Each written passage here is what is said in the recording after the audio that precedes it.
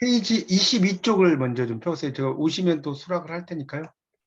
자, 22쪽을 한번 펴보세요. 오늘 2장 다 끝내는 게 목표니까요. 2장 조금 저번에 한 것보다 내용이 좀 많아서 좀 긴데, 요지는 그렇게 많지 않으니까, 시간이 되면 2장 끝나면 군담 소설 정도까지 할 수 있으면 한번 오늘은 해보도록 하겠습니다. 자, 그래서 보세요.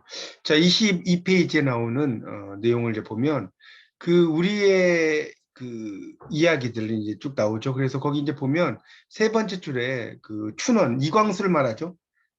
세 번째 이 춘원은 이광수의 홍가 아시죠? 춘원 이광수. 그래서 우리나라가 조선 500년 동안에 우리 것이라 할 만한 게 별로 없었다 이거죠. 그러니까 다 외국 걸 모방했다 뭐 이런 뜻이겠죠. 그런 게 없었다. 그래서 정신적인 불모성.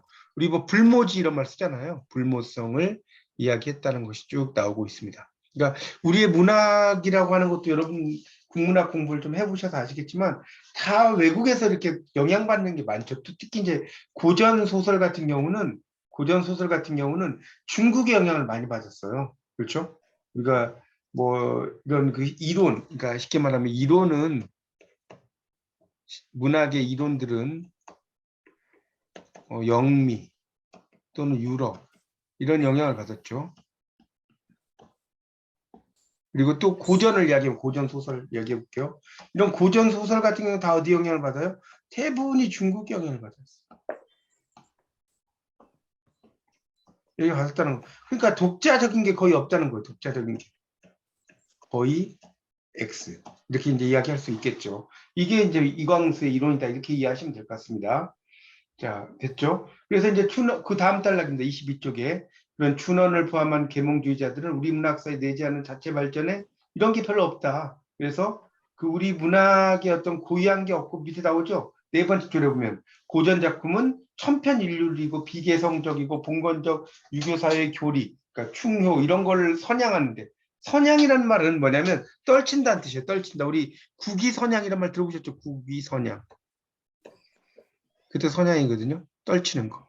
자, 이런데 이제 중심이 됐다. 뭐 그런 이야기를 써놓은 겁니다.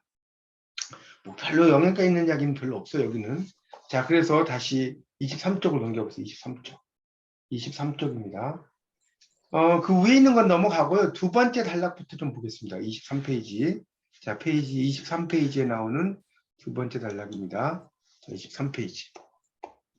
자, 23페이지에 나오는 두 번째 단락을 보시면 자, 어떤 이야기가 나오냐면 우리 고전 소설은 18세기 중엽 이전에 제작됐다고 추정되는 1년이라는 것은 하나의 연속적인 이런 뜻이에요. 여러분 이제 공부하시다 보면 1년의 이런 말 나오거든요. 하나의 연속적. 그러니까 영어로 말하면 a series of죠. series of. 1년이에요. a series of. 그러니까 하나의 연속적인 개인 창작물 그리고 이제 연암 박지원이죠. 박지원, 판소리기 작품 이런 것들이 있다. 그렇게 이제 써놓은 겁니다. 그래서 이제 개인 창작물들이 또 있었고 여러 가지가 있었는데 전자의 작품들은 그 밑에 보세요. 전자의 작품들은 영웅의 일대기다. 맞죠? 그다음 부작위적, 불수의적인 갈등. 그러니까 부작이라는 것은 이게 이제 법률 용어인데 우리가 작위와 부작이라는 게 있어요. 법률 용어 중에. 자, 작위라는 게 있고 부작위라는 게 있는데 작위는 내가 뭔가를 하는 거예요.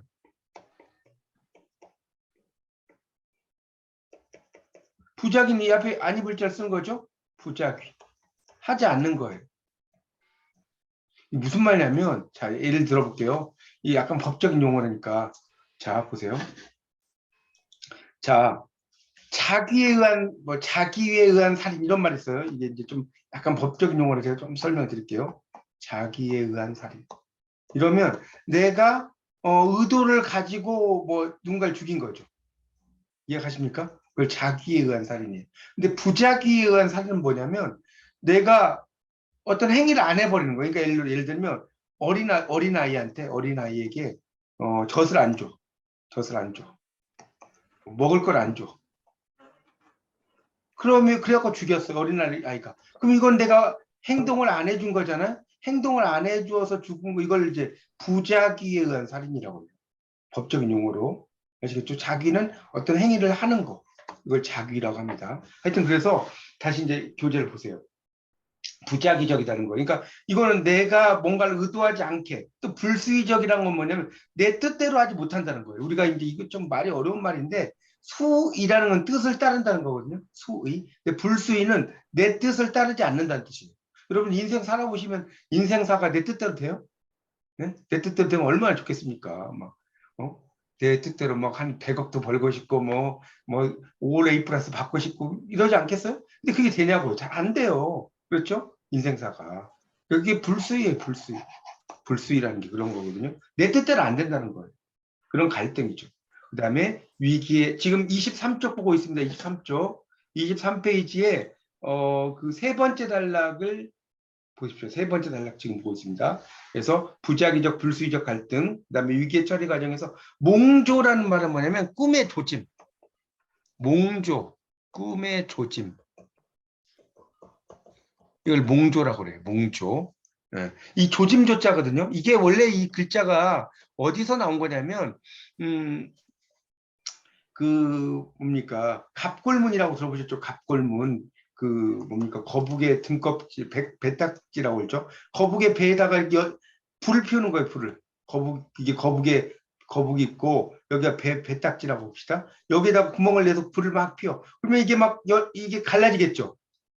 갈라질 거 아닙니까? 이렇게 갈라지는 모습이에요. 여기서 나온 거예요. 갑골문에서 이 불을 피웠을 때 갈라지는 모습. 그래서 이게 조짐조자가 되는 거예요. 한자로 보면 되게 재밌어요. 한자가. 그래서 여기서 조짐조자가 났는데 몽조, 꿈의 조짐이죠. 해결, 위기, 음조. 음조는 뭐냐면 모르게 도와주는 거예요. 모르게 도와주는 거. 이걸 음조라고 합니다. 우리가 음덕, 조상의 음덕 이런 말 하죠. 모르게 도와주는 덕. 이걸 음덕이라고 하거든요. 음조는 도울 조자니까. 그래서 그런 영험이 있다. 그리고 분위기도 비세속적. 그러니까 세속적이지 않다는 거예요. 천상적인 외경감은 두려워할 애자에 공경할 경자거든요. 외경감. 요 외자가 두려워할 외자고요. 공경할 경자입니다. 여러분 이 공경할 경자도 한자가 보면 되게 재밌는 글자예요. 왜 이게 재밌냐면 이건 설명해 드릴게요. 자, 이게 사람이에요, 사람. 사람이 죽으면 관을 씌워요, 관을. 관을 씌우죠? 관을 씌워요? 그리고 여기에다가 풀이 자라요, 안 자라요? 사람이 죽으면 여기 관에다 넣잖아요. 그럼 여기 풀이 막 자라죠? 풀이 자라. 그럼 이거를 크게 다스려. 크게 다스린다는 건 뭐냐? 제초 작업하는 거야. 제초 작업하는 겁니다. 제초 작업을 하면 어때요? 제초 작업을 하면 조상을 공경하는 거야, 아니에요? 공경하는 거죠. 그래서 이게 공경할 경자가 되는 거예요. 한자가 너무 재밌는 글자예요. 근데 놀랄 경자가 있어. 놀랄 경자는 뭐냐면 이 공경할 경자 밑에 말맞자를 써요. 말맞자. 말맞자를 쓰면 이게 뭐냐? 놀랄 경이 돼요. 왜 놀랄 경자냐? 말 같은 애가 말같이 막 뭐랄까요? 이렇게 막 방방 뜨는 애가 갑자기 막 90도로 인사를 해. 공경을 해. 그럼 사람들 놀라겠어, 안 놀라겠어요? 놀라겠죠. 그래서 이게 놀랄 경자가 되는 거예요. 아시겠죠? 그러니까 한자는 여러분이 막 그냥 암기하려고 하지 마시고 이해하시면 참 재밌습니다. 하여튼 그래서 이 경외라는 것은 두려워서 누군가를 이제 그 두려워할 외자에 공경할 경자예요. 외경감이라고 하는 거예요. 외경감. 그런 게 있다. 그리고 등장인물은 비범성이 있다. 초현실적인 신성성이다. 그렇죠. 등장인물은 지금 23쪽 보고 있습니다. 23쪽에 세 번째 단락을 보십시오. 23쪽에. 그래서 다시 이 전자의 작품들, 이제 그 개인 창작물 뭐 이런 걸 이야기하는 거죠. 영웅의 일대기라는 구조적 원형성, 부작위적, 그러니까 내 뜻대로 되지 않는다고 그랬죠. 불수의적, 위기의 갈등, 위기의 처리에서 몽조, 꿈의 조짐, 그 다음에 음조, 모르게 도와주는 거. 그래서 일관되는 분위기는 비세속적이다. 또 외경감, 두려워서 그 공경하는 거. 또 탄생부터 평범하지 않다는 거죠. 비범성이라고 하는 것은 평범하지 않다는 거예요. 그러니까 이게 또 재밌는 게 노자가 어떻게 태어났느냐? 노자 들어보셨죠? 도덕경의 저자. 엄마가 무슨 뭐 과일을 하나를 먹었다. 근데 갑자기 임신을 했어. 그래서 아이를 이제 임신을 했는데 뱃속에 몇 년 있었냐? 80년 있었다. 뱃속에. 80년 있어 낳았는데 태어날 때 머리가 하얗다. 뭐 이런 이야기, 말도 안 되는 이야기죠. 이런 식으로 막 써요, 이 신화적인 존재들은. 또 석가모니는 어떻게 태어났느냐? 어머니의 겨드랑이에서 태어났다. 겨드랑이에서. 겨드랑이에서 태어나서 태어나자마자 막 걸어가면서 천상천하 유아독존이라고 했다. 하늘과 땅 속에 내가 혼자 뭐 존재한다. 뭐 이런 이야기잖아요. 이 말이 되는 이야기입니까 이게? 이렇게 경외감을 쓴다는 것은 그 사람이 평범한 사람이 아니다는 것을 강조하기 위해서 이렇게 경외감을 이야기하는 거거든요. 그렇게 이해하시면 될 것 같습니다. 하여튼 그래서 비범적이라는 비범성을 이야기하는 것이고, 뭐 초현실적인 신성성, 그리고 이제 좀 내려가다 보면 전편을 통해서 개인적인 이해나 이런 게 아니라 공동선 이런 것을 추구한다는 거예요. 그러니까 이런 게 이제 신성한 이야기를 한다는 거죠. 신성한 이야기를 한다는 거예요. 그래서 좀 밑에 가면 그것은 충일 수도 있고 효일 수도 있고 열일 수 있다. 말하자면 인간보다는 교리가, 그 다음에 개인보다는 집단이. 자, 이거 좀 지우고 설명 좀 드리겠습니다. 자, 여기 보면 그러니까 이게 화살표라면 인간보다는 교리, 개인 이렇게 표시해 놓으세요. 개인보다는 집단. 자, 이걸 강조한다. 이런 사회를 뭐라고 하냐? 공동사회라고 한다. 자, 거기 가로 안에 이렇게 써놓은 게 이제 이게 발음이 어떻게 되면 게마인샤프트라고 있습니다. 게마인샤프트라고 써놓으세요. 이게 의미. 게마인샤프트가 바로 독일어예요. 독일어. 영어가 아니에요. 공동사회라는 게마인샤프트입니다. 그리고 인륜의 실현이라는 차원에서 이제 등장인물의 그 역학관계. 그러니까 이 공동사회라고 하는 것은 뭐냐? 결국은 신성소설의 특징이다. 신성소설, 이게 이제 신성소설이라고 써놓으세요. 신성소설의 특징이다. 이렇게 이해하시면 됩니다. 그러면 CF라고 해볼까요? 자, CF. 자, 그럼 이익소설이 있겠죠. 이 신성소설 말고. 자, 이익소설. 이건 뭐겠어요? 이익사회. 자, 이익사회는 영어로, 독일어로 뭐라 그래요? 게마인샤프트라고 그러죠. 게마인샤프트. 그래서 이제 이 게마인샤프트라고 하는 것은 이제 공동 그 사회고, 게젤샤프트. 여기 이익사회예요. 게젤샤프트가 이익사회입니다. 자, 그다음에 이제 보세요. 그래서 이제 그 밑에 단락으로 이제 가보면 후자 판소리계 소설과 연암소설, 박지원의 소설이죠. 자, 그것은 구조적인 측면에서 영웅의 일대기라는 게 파괴됐다. 영웅의 일대기가. 자, 춘향전, 흥부전, 양반전, 허생전. 자, 일대기가 다루어지지 않는다는 거예요. 자, 넘겨보세요. 넘겨보세요. 그리고 갈등은 극적이고 강렬하다. 갈등이 강렬해. 작품 갈등이 주인공 개인의 강렬한 세속적 욕구와 문제의식에서 촉발된다는 거예요. 세속적 욕구. 자, 그런 거와 문제의식. 그리고 천상적인 주제자의 의도에 따라 등장인물의 천정한 운명과 인생 역정이 미리 주어지고 따라서 어쩌고 나오고. 자, 이 천정이란 말이 뭐냐면, 자, 24쪽 넘어왔어요. 천정, 세 번째 줄 보세요. 천정은 뭐냐면 하늘이 정해준. 자, 이렇게 쓰세요. 이걸 천정이라고 해요. 천정. 좀 용어들이 조금 어려운데 여러분 이제 몇 번 공부하시다 보면 계속 반복되니까 이 문학의 어려운 점이 좀 용어들이에요. 용어들. 천정. 아시겠죠? 이게 예를 들어서 천생연분이라고도 하잖아요. 근데 이걸 또 뭐라고 하냐면 천정배필이라고도 해요. 하늘이 정해준 배필. 이해가세요? 그걸 우리가 천생연분이란 말 쓰잖아요.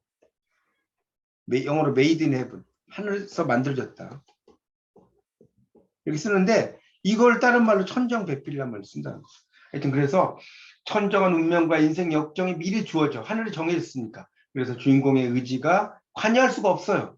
그러니까 갈등이 불수이죠. 내 뜻대로 안 된다는 거예요. 아까 이야기했죠. 수의, 불수의. 뜻대로 안 되는 거라고 그랬죠. 주인공과 대결하는 적대 세력은 간악한 무리일 수 있고 그들은 부당한 용납될 수 없는 악한 마음을 품는 것이다. 이런 이야기죠. 선악의 갈등을 이야기를 할 수가 있겠죠. 자, 그런 정도로 이해하시면 되고, 세 번째, 갈등 또는 위기에서 가정에서 강렬한 의지와 노력이 수반될 때까지 나오죠. 수반되고 주인공이 제기되는 갈등의 위기를 팔자소관으로 돌려보내. 관망만 하지 않는다는 거예요. 그러니까 우리가 팔자소관으로 돌려보내. 될 대로 되라. 이거 영어로 이거 뭐지? 스페인어로라고 그러죠? 캐세라세라. 이 팝송에도 있죠. 캐세라세라 whatever will be will be. 이런 팝송이 있을 텐데. 될 대로 되라, 이게 될 대로 되라. 이게 이제 체념.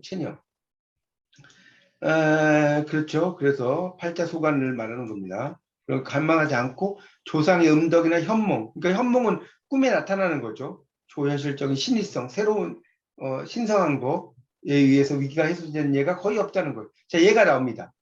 흥부전의 성부의 최후적인 갈등을 해소해주는 보은박. 뭐예요? 제비 다리 고쳐주니까 제비가 박을 물어왔는데 그 속에서 막 온갖 뭡니까? 금은 뭐 이런 게 막 뭡니까? 엽전도 나오고 이런 거 아니에요? 보은박이잖아요. 하나의 우화에 지나지 않는다. 페어리테일. 그럼 페어리가 뭐냐면 우화를 동화라고도 하는데 여기 보면 페어리테일이라고 나왔잖아요. 페어리가 뭔지 아세요? 요정이란데 요정이요. 동화에는 요정이 나와요. 꼭 항상. 요정이 뭐 무슨 뭐 피터팬의 팅커벨 이것만 요정이 아니라 페어리라고 하는 것은 그 뭐랄까 그 제비 같은 것도 요정이 될 수가 있는 것이고 요정은 뭐 다양하니까 그걸 이제 페어리 테일이라고 이야기합니다. 이적은 뭐냐면 기할 이자에 행적의 적자예요. 이적, 기한 행적. 이적에다 이렇게 쓰세요. 기한 행적. 자, 시연에서 심적인 진실을 체험할 수 있는 신화 우화는 별개의 것이다. 이런 이야기죠. 그러니까 이런 그 신화라든가 신화나 우화 이런 것은 별개다. 그러니까 신화라는 것은 훨씬 더 좀 스케일이 크죠. 그러니까 단군 신화라든가 이런 거 보면 뭐 곰이 사람이 됐다라든가 이런 거잖아요. 또 그리스 신화는 또 말할 것도 없이 막 뻥이 심하잖아요. 그리스 신화 같은 거 보면 그렇죠. 뭐 제가 다 일일이 이야기할 수 없을 정도로 좀 스케일이 크죠, 좌우지간. 그래서 그 이야기를 하는 겁니다. 그래서 숙향이 그 화덕진군의 도움으로 위기를 벗어날 때 성체 시연으로 체험될 수가 있다. 이렇게 나왔죠. 그리고 신성성에 대한 외경, 두려워하면서 공감할 수 있지만 흥부전 같은 경우는 장기전, 화사와 같이 가탁에 불과하다. 그러니까 가탁이라는 것은 뭐냐면 뭔가에 의탁한다는 거예요. 가탁이란 말은 가탁이란 말 여기 써놨죠. 의지한다. 이걸 가탁이라고 그래요. 가탁. 그러니까 뭔 소리냐면 장기전. 화사가 있잖아요. 꽃이야. 그러면 이 장기의 속성과 인간의 속성을 연결시킨다는 거예요. 장기의 속성과 인간의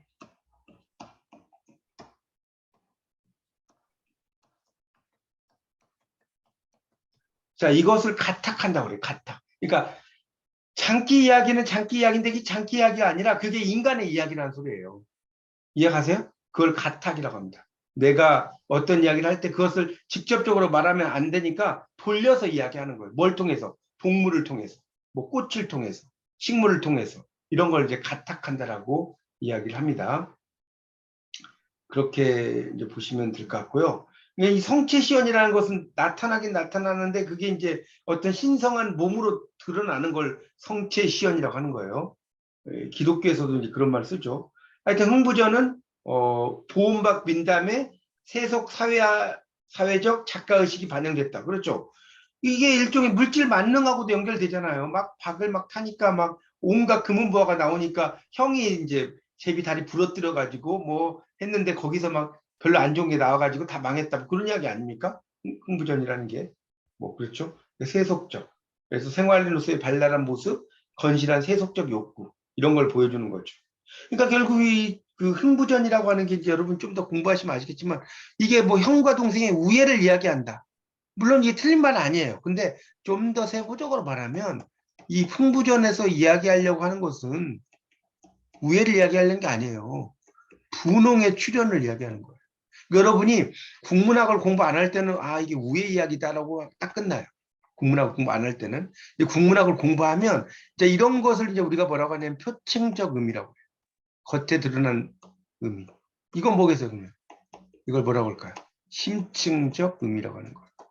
조금 더 깊이 있는 곳에 들어가 있는 의미다. 심층적 의미라고 하는 겁니다. 하여튼 그래서 다시 이제 책을 보세요. 그래서 그 4번 영웅성, 비범성이 제거됐다. 그렇죠? 춘향이나 흥부의 뭐 이런 것들은 일상의 사람이라는 거예요. 이 사람이 이상하게 태어난 게 아니라는 거예요. 그리고 천상적인 무색무취의 투명인간과 다르다는 거죠.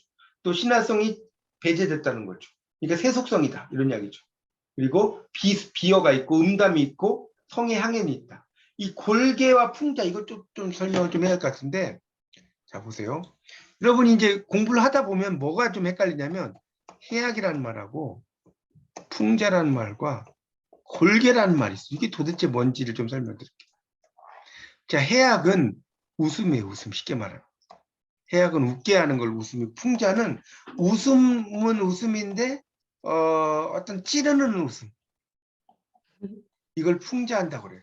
어떤 사태를 이렇게 풍자하는 웃음. 그러니까 우리가 춘향전 나와서 설명을 드리면 춘향전에서 이몽룡이 과거에 급제해가지고 이제 변학도의 생일이라고 가잖아요. 거기서 이제 아분을 주잖아요.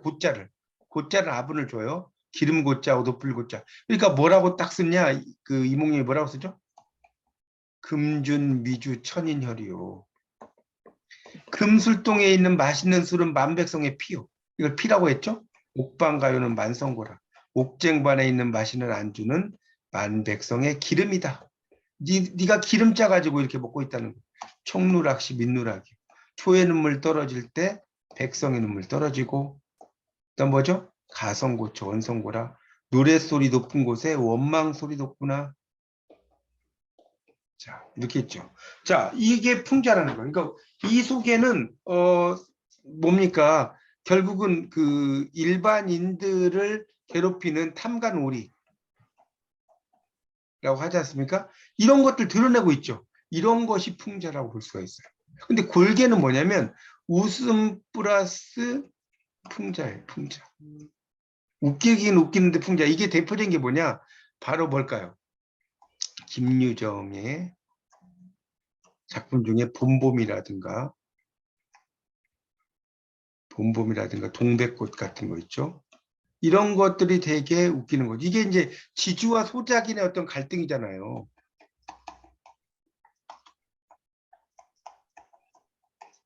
이 갈등의 문제를 나와 점순이의 문제로 이야기를 하죠.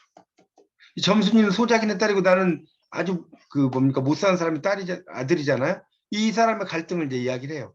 이야기를 읽어보면 이런 것이 골계다. 그러니까 이런 문제를 상당히 좀 풍자적이고 웃음을 가지고 이야기를 하고 있습니다. 뭐 제가 일일이 뭐 다 설명할 수는 없는데 이 봄봄 같은 경우도 이제 일을 열심히 해라. 얘가 이 점순이가 키가 크면 장가 보내주겠다. 점순이가 키가 안 크죠. 아무리 열심히 해도 뭐 그런 이야기 아닙니까? 그래서 이 해악과 이 풍자와 이 골계의 차이점을 좀 알아서, 해악은 웃는 거, 풍자는 약간 찌르는 웃음이에요. 골계는 이 웃음에다가 풍자적인 요소를 합해 놓은 거다. 자, 다시 이제 교재를 보세요. 그래서 이제 그런 이야기를 쭉 써놓은 것이고, 빈곤, 물질적인 욕구, 신분적 갈등, 부익부, 빈익빈, 잘 사는 사람 더 잘 살고 못 사는 사람 더 못 산다. 그렇죠? 영리, 이치를 거스른다는 거예요. 자, 이 거스릴 역자입니다.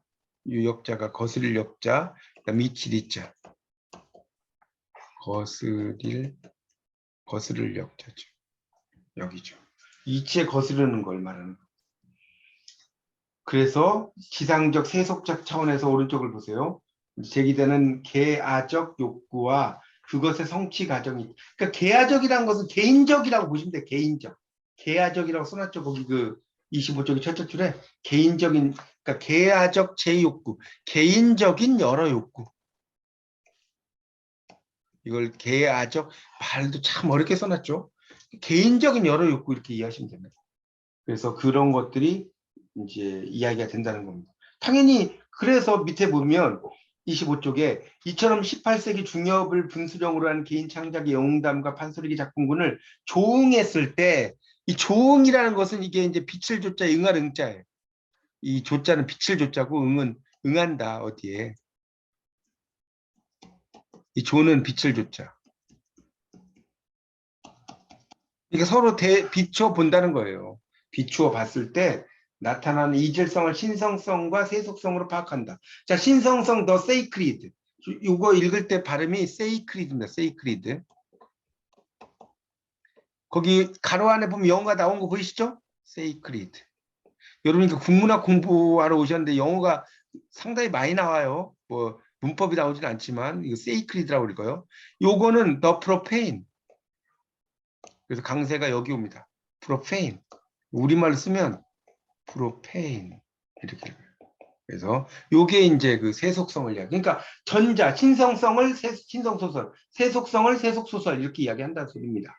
그래서 전자의 특질, 신성성으로 파악하는 데는 당연히 성개념에 충실하려 할 때 약간 문제가 없지 않다. 충효열, 유기적 교리가 성개념에 내포될 수 없음을 지적할 수가 있다.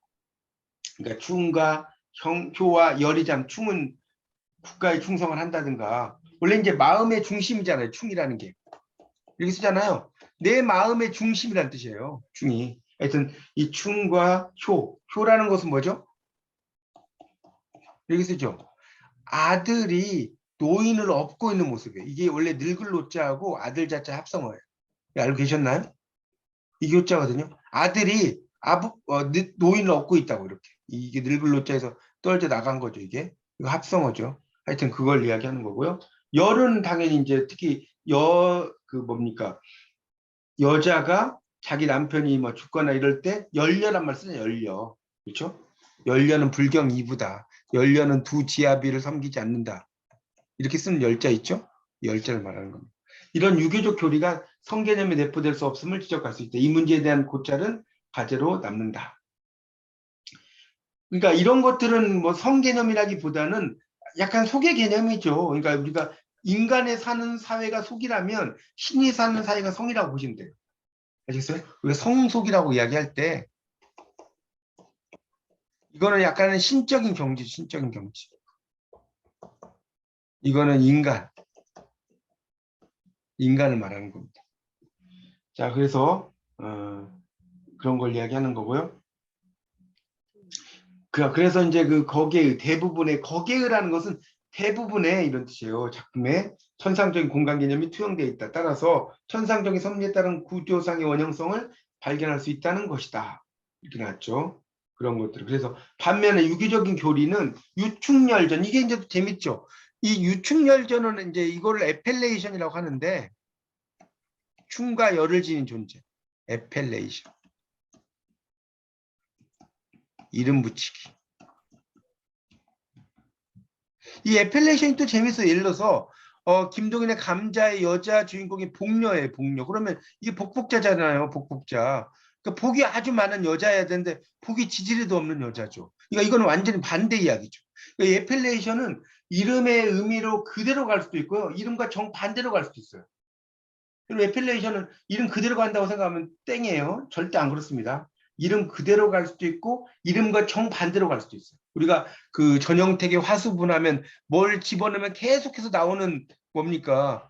분이잖아요. 근데 이 등장인물은 얼어 죽어요. 얼어 죽어.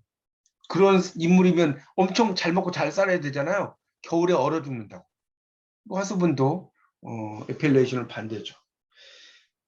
자, 그래서 이제 유충열전 이런 작품의 유기적인 게 있죠. 춤과 열이니까. 또 임진록이나 박시전에서는 가공인물 대신에 역사적 인물이 이제 가미되기도 하죠. 가공인물 대 역사적 인물. 박시전 그러니까 박시전은 여러분 이제 3학 1학기 때 배우셨지만 이걸 이제 여성 영웅 소설이라고 해요. 여성 영웅 이렇게 써놓으세요. 박시전. 박시전은 이제 다 여러분 배우셨죠 1학기 때. 박씨가 정말 못생기니까 이제 그 따로 이제 그 뭡니까 있다가 나중에 이제 박씨가 목욕을 하고 나니까 엄청난 미인으로 변하죠. 이걸 탈갑이라고 그래요. 탈갑.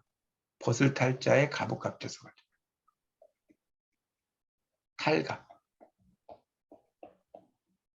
이런 걸 이야기하는데 어쨌든 그래서 이 박시전이라고 하는 것도 여성 영웅 소설이고 역사적인 인물이죠. 그러니까 실제로는 우리가 병자호란에서 졌잖아요. 근데 여기 박시전에서는 이 박씨가 막 전쟁이 나가지고 엄청나게 잘 싸워요.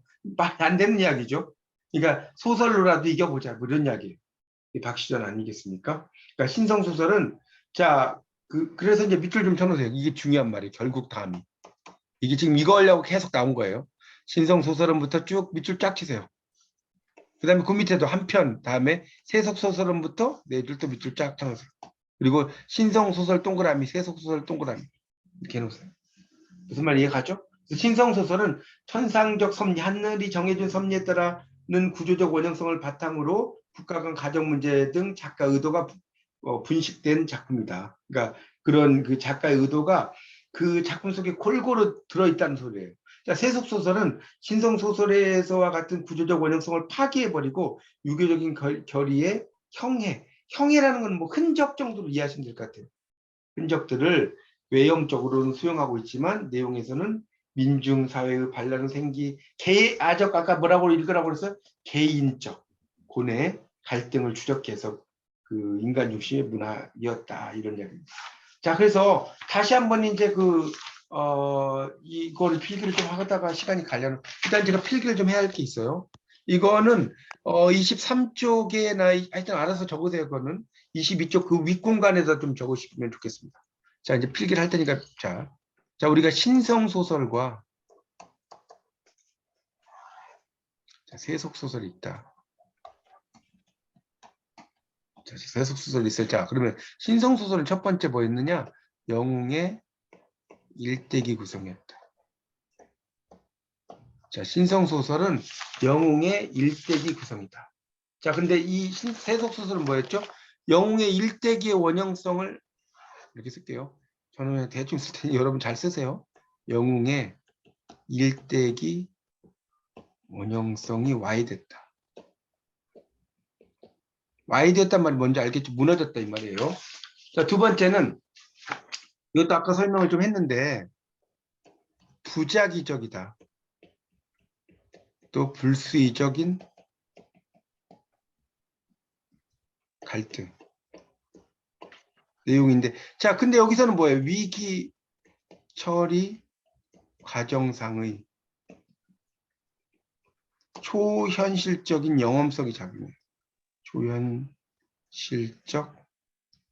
영험성 작용. 그러니까 결국 신성소설은 뭐냐면 내가 어떻게 설명할까요? 뭔가를 이렇게 해서 갈등이 되고 뭐 이러면 막 갑자기 하늘이 뭔가를 도와줘.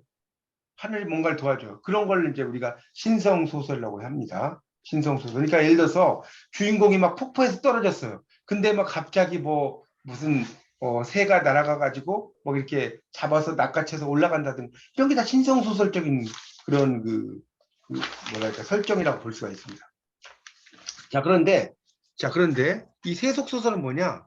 이 되게 재밌는 거예요. 이걸 비교를 해보면 극적이고 강렬한 갈등의 설정과 등장이 갈등의 설정이라고 쓸게요. 그런데 여기서는 또 재밌는 건 뭐냐면 이런 그 주인공의 의지와 노력에 의거한 갈등에서요. 이 갈등을 누가 도와주는 게 아니라 내 노력에 의해서 갈등을 해소가 돼. 이게 세속 소설의 특징입니다. 근데 신성 소설은 내가 막 어디로 빠지려고 하면 누가 막 날 구해줘. 이해가십니까? 그게 신성 소설적인 예를 들면 그러니까 이제 이게 바로 데우스 마키나가 되는 거예요. 멋있는 말이죠. 이게 뭐죠? 머신 오브 갓. 그렇죠? 그러니까 그 우리말로 기계신이라고 그래. 기계신. 머신 오브. 그러니까 뭐랄까 심청이가 인당수에 빠질 때 갑자기 연꽃이 나타나 가지고 구해줘. 이런 게 바로 데우스 마키나잖아요. 그렇죠? 그러니까 이게 무슨 심청의 노력을 해가지고 그렇게 되는 게 아니죠. 그러니까 그런 게 다 신성소설적인 특징을 가지고 있는 거예요. 근데 세속소설은 그런 게 아니라 빠졌어. 근데 막 내가 숨을 뭐 한 5분 동안 안 참아가지고 이렇게 해가지고 갔는데 뭐 어떻게 했다든가 하여튼 그런 내 노력에 의해서 살아났다든가 그러면 그게 세속소설인데 그렇지 않고 누군가가 나를 도와줬다 그러면 신성소설이다 이렇게 이해하시면 됩니다. 자, 그 다음에 또 몇 개가 더 있어요. 신성소설과 세속소설의 특징이. 자, 신성소설, 세속소설. 여러분 이제 문학을 하면 너무 재밌는 게 이런 거에 대해서 이렇게 정말 학술적으로 공부를 안 해보셨을 거예요. 근데 이제 자, 신성소설의 이 세 번째 특징은 뭐냐? 아까도 설명했죠. 비세속적이다. 그리고 천상적인 외경감이다. 이거 아까 다 설명했죠? 세속적이지 않다. 하늘에 정해졌어요. 하늘의 이야기다. 외경감, 두려워서 공경한다. 자, 그래서 그걸 뭐예요? 이 주인공의 고귀한 출생과 비범성이라고 그랬죠. 그러니까 비범성이라고 하는 것은 이 평범하지 않다는 거. 그런데 이 세속소설은 뭐냐? 바로 주인공의 영성. 아까 거기다가 계속해서 쓰시면 됩니다. 비범성을 배제시켜버려요. 이걸 배제시켜. 자, 그러니까 이걸 배제시키니까 어떻게 되냐? 일상성, 세속성, 그다음에 개인적 욕구와 성취다. 자, 이게 바로 세속소설이다. 자, 이게 세속소설로 쓰놓으세요. 그런 것들이.